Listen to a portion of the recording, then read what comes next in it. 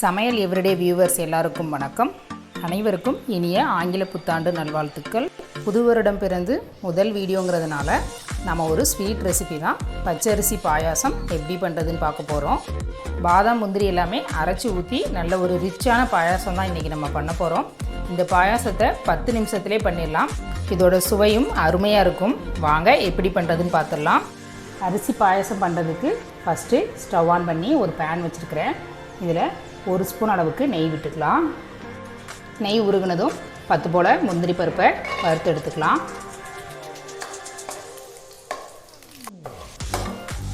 முந்திரி இந்த அளவுக்கு செவந்ததும் நம்ம வெளியில் எடுத்துடலாம். முந்திரியை வறுத்த அதே நெய்யிலேயே 10 போல் கிஸ்மிஸ் பழம் சேர்த்து அதையும் வறுத்து எடுத்துக்கலாம்.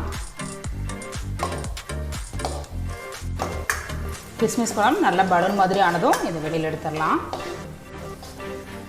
கிஸ்மிஸ் பழமும் நல்லா பலூன் மாதிரி ஆயிடுச்சு, நம்ம வெளியில் எடுத்துடலாம். 100 கிராம் அளவுக்கு பச்சரிசியை 3 தடவை தண்ணியில் கழுவிட்டு எடுத்து வச்சுருக்கிறேன். இதை இந்த நெய்யில் சேர்த்து நம்ம வறுத்து எடுத்துடலாம். ஸ்டவ்வை லோ ஃப்ளேமில் வச்சுட்டு அரிசியை நல்லா ஒரு 2லேருந்து 3 நிமிஷத்துக்கு நல்லா அந்த நெய்யிலேயே நம்ம வறுத்து எடுத்துக்கலாம். இந்த மாதிரி நம்ம நெய்யில் வறுத்துட்டு இந்த பாயசம் செய்யும்போது டேஸ்ட் வந்து ரொம்பவே சூப்பராக இருக்கும். பாருங்கள், அரிசியோட கலரும் லைட்டாக சேஞ்ச் ஆகிருக்கு, அரிசியும் லைட்டாக பொரிஞ்ச மாதிரி இருக்குது. இந்த அளவுக்கு வறுத்து எடுத்துக்கோங்க. இதை நம்ம வேறு ஒரு பிளேட்டுக்கு மாற்றி நம்ம ஆற வச்சிடலாம். அரிசியை வறுத்துட்டு மீதி இருக்கிற அதே நெய்யிலேயே 3 டேபிள் ஸ்பூன் போல் தேங்காய் சேர்த்து நல்லா வறுத்து எடுத்துடலாம். தேங்காய் வந்து நம்ம இந்த மாதிரி நெய்யில் வறுத்து சேர்க்கும்போது பாயாசம் வந்து ரொம்ப நேரத்துக்கு கெட்டு போகாமல் இருக்கும். இந்த ஃப்ளேவரும் ரொம்பவே சூப்பராக இருக்கும். தேங்காயில் உள்ள ஈரப்பதம் போகிற அளவுக்கு வறுத்து எடுத்துக்கோங்க. தேங்காய் ஓரளவுக்கு நல்லாவே வறுபட்டுருச்சு. நம்ம இதை வேறு ஒரு பிளேட்டுக்கு மாற்றிக்கலாம். நம்ம நெய்யில் வறுத்து எடுத்து வச்சுருந்த அரிசி நல்லா ஆறிடுச்சு. இது ஒரு மிக்சர் ஜாருக்கு மாற்றிக்கலாம்.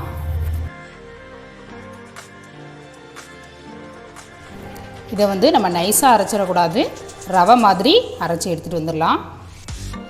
பாருங்கள், இந்த மாதிரி ரவை பதத்துக்கு அரைச்சி எடுத்தாச்சு. ஸ்டவ் ஆன் பண்ணி ஒரு பேன் வச்சுருக்கிறேன். இதில் நம்ம 1/2 லிட்டர் அளவுக்கு பால் சேர்த்துக்கலாம். நான் வந்து பேக்கெட் பால் தான் எடுத்துருக்கிறேன், தண்ணி சேர்க்காம தான் நான் காய்ச்சி எடுத்து வச்சுருக்கிறேன். பால் லைட்டாக சூடானதும் நம்ம ரவை பதத்துக்கு மிக்சியில் பவுடர் பண்ணி வச்சுருக்கிற அரிசியை உள்ளே சேர்த்துடலாம். பால் கொதித்து சைடில் படிகிற இந்த ஆடை எல்லாத்தையுமே நல்லா உள்ளே எடுத்து விடுங்க. இந்த பால்லையே அரிசி வந்து நல்லா சாஃப்டாக வெந்துடும். 5 நிமிஷம் போல் ஆயிருக்கு, நல்லா கெட்டியாக ஆரம்பிச்சிருச்சு. நம்ம கொஞ்சமாக அரிசி எடுத்து கையில் இந்த மாதிரி நசுக்கி பார்த்தாலே நல்லா சாஃப்ட் ஆயிடுச்சுனாலே நம்ம அரிசி வெந்துருச்சு. இந்த பாயசம் பண்ணுறதுக்கு கொஞ்சம் பெரிய கடாயை எடுத்துக்கோங்க. இந்த மாதிரி கெட்டியாக ஆரம்பிக்கும் போது வெளியில் தெறிக்க ஆரம்பிக்கும். இந்த பாயாசத்துக்கு நல்ல ஒரு ரிச்சான டேஸ்ட் கொடுக்கறதுக்காக நாம் ஒரு பேஸ்ட் ரெடி பண்ணிக்கலாம். 5 முந்திரி பருப்பையும் 5 பாதாமையும் 10 நிமிஷம் போல் சுடு தண்ணியில் ஊற வச்சு எடுத்து வச்சுருக்கிறேன். பாதாமில் உள்ள தோலை எடுத்துகிட்டு நம்ம இதை ஒரு மிக்சர் ஜாருக்கு மாற்றிக்கலாம். தோல் உரித்து வச்சுருக்கிற 5 பாதாமை மிக்சர் ஜாருக்கு மாற்றிக்கலாம். இது கூட 5 முந்திரி பருப்பு சேர்த்துக்கிறேன். உங்கள்கிட்ட பாதாம் இல்லைன்னா நீங்கள் மொத்தமாக முந்திரி பருப்பு மட்டும் கூட சேர்த்துக்கலாம். இது கூட நம்ம நெய்யில் வறுத்து எடுத்து வச்சுருக்கிற 3 டேபிள் ஸ்பூன் தேங்காய் துருவல் சேர்த்துக்கலாம்.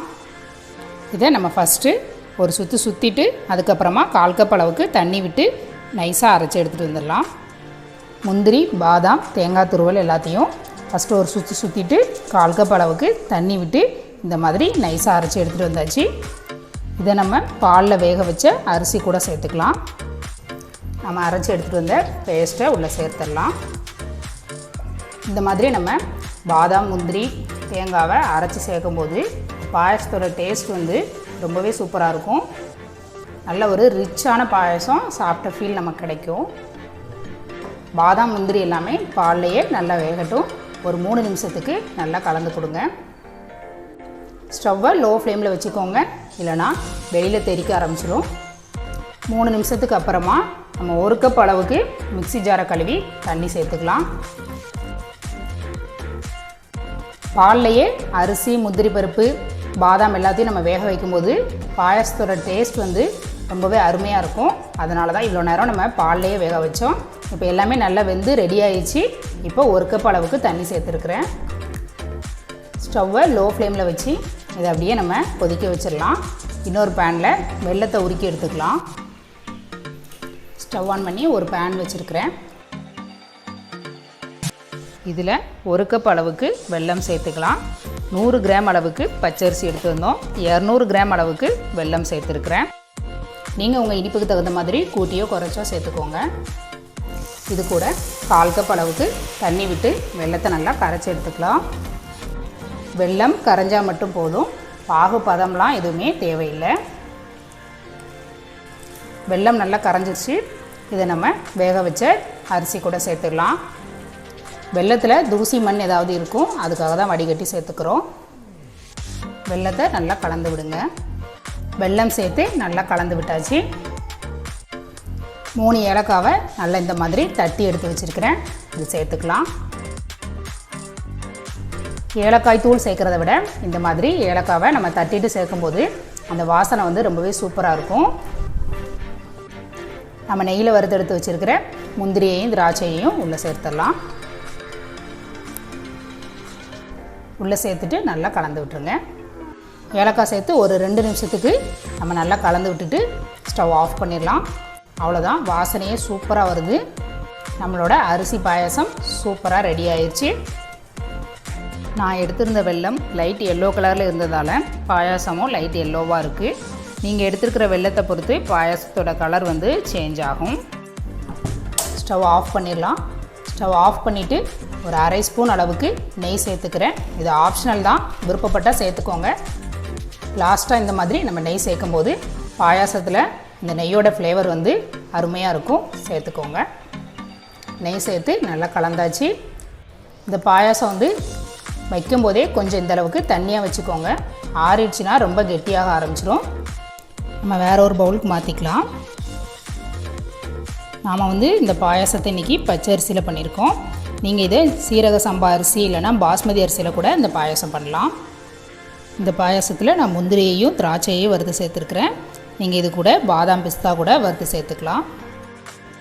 நீங்களும் இந்த பச்சரிசி பாயாசம் ட்ரை பண்ணிவிட்டு எப்படி இருந்துச்சுன்னு கமெண்ட் பண்ணுங்கள்.